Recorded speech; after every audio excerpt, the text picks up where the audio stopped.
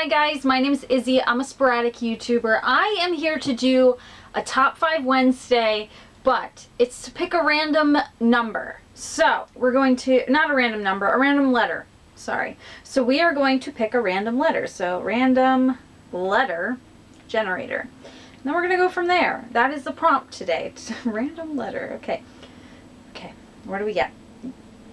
O. Great. O. Okay, so I am going to find 5 books on my read list that are good books that begin with O. And Bane's here, naturally. He's always here for the videos, it feels like now. And then I'm going to find 5 books with O on my TBR. This is going to be difficult, I think. I put my hair up because it was that strenuous.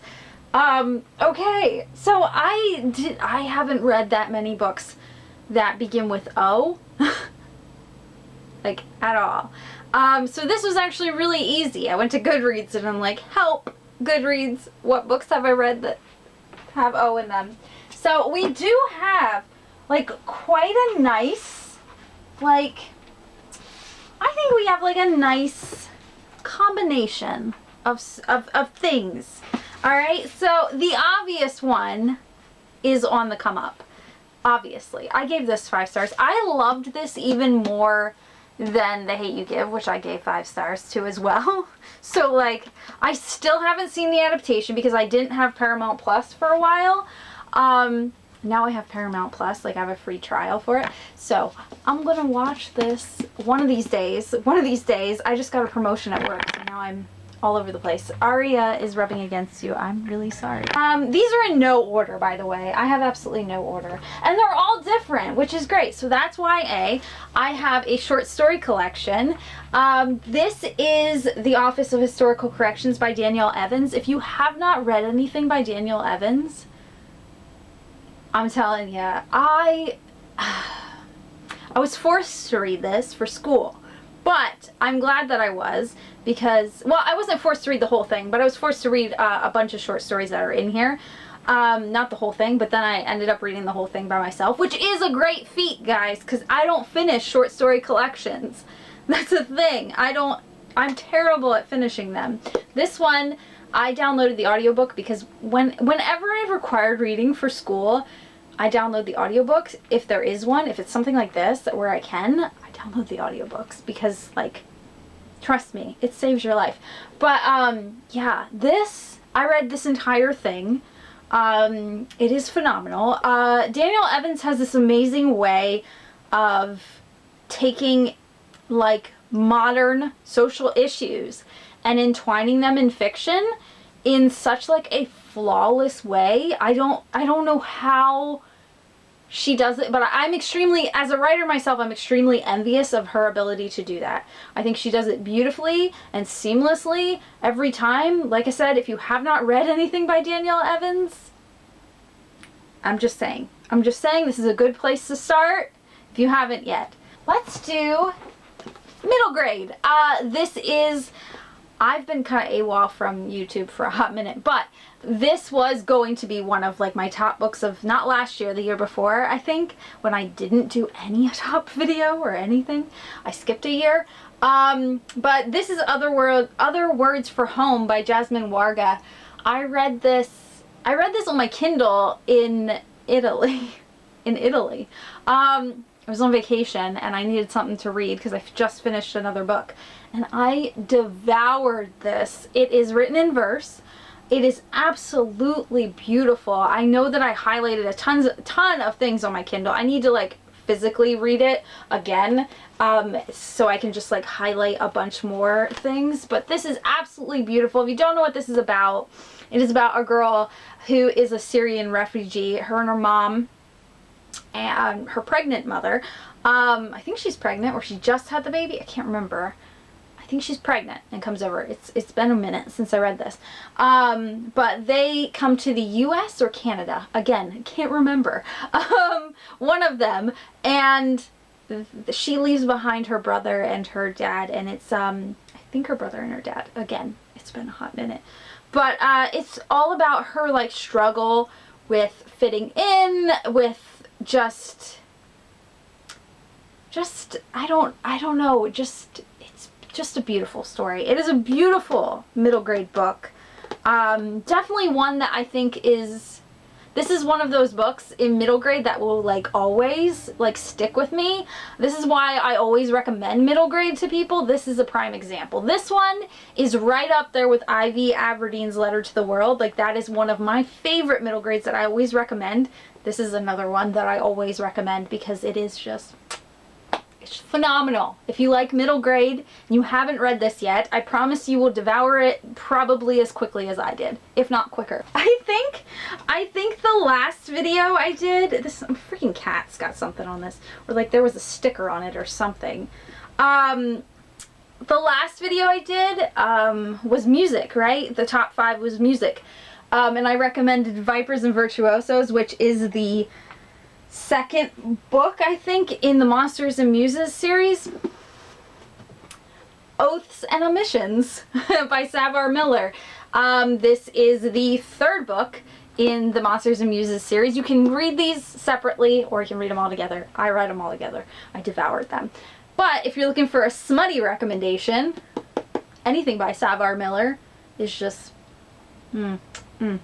like I said, check your triggers. If you have triggers, make sure you check them and take care of yourself. I read a lot of dark stuff when it comes to my smutty books.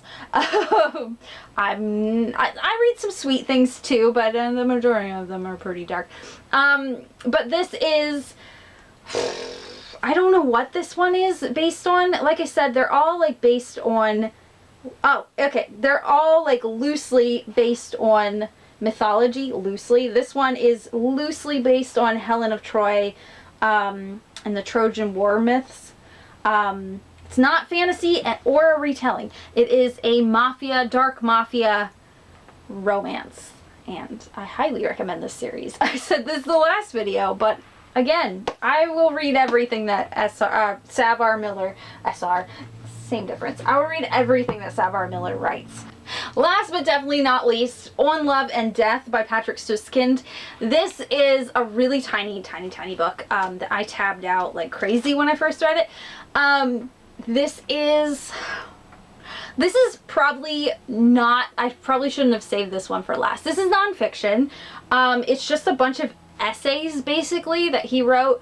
Patrick Suskind is a very interesting writer. He is very elusive. There's not like, he's just a very interesting writer.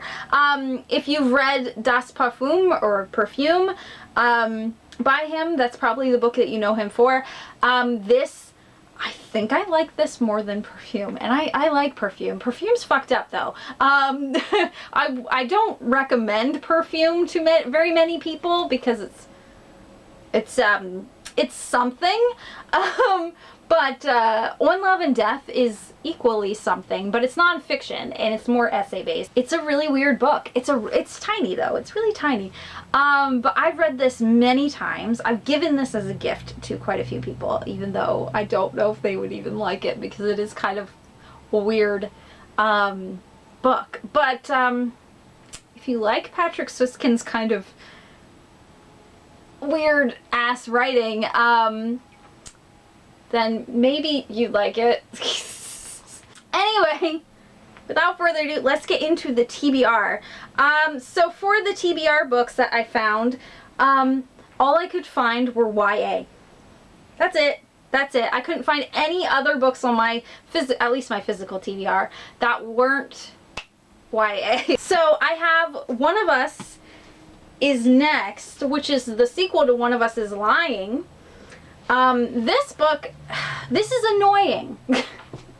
This book's annoying because it's one of those, I remember Shannon made a video recently where she mentioned how, she was talking about series for a little bit, and how annoying it is when you think you're done with a series or a book was a standalone and then all of a sudden they make a sequel.